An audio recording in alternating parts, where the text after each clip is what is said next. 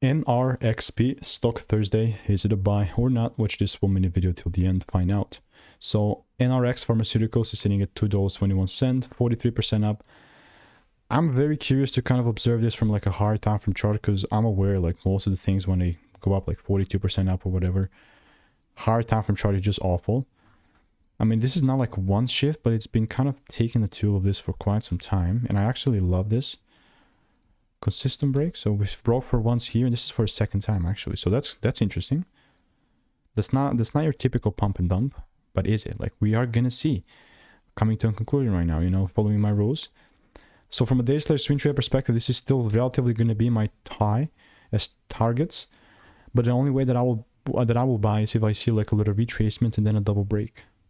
I mean, other than that, I really would not care. That's how NRXP looks like. So